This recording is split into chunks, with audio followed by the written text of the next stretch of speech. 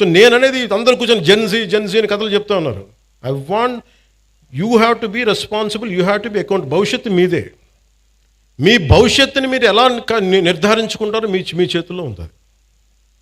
మీరు కనుక క్రిమినల్స్కి కనుక మీరు చేతికి ఇచ్చారా భయపడి, నేను పోరాడటానికి మా లాంటి వాళ్ళు మేమందరం ఉన్నాం. మాకు ఇవ్వాల్సిందల్లా క్రిమినల్స్ కనుక if they come into position of power, they will take away your future, they will burn your future. మీ భవిష్యత్తుని మంట కలిపేస్తారు. ఇది నాకు ఈ భయంతోనే నేను ఎదుర్కోవడానికి నేను వచ్చాను. ఇలాంటి రౌడీ మూకల్ని, ఇలాంటి క్రిమినల్ గ్యాంగ్స్ని, ఇలాంటి ఒక ఇర్రేషనల్ పొలిటికల్ సిస్టమ్ని ఎదుర్కోవడానికి వచ్చాను నేను.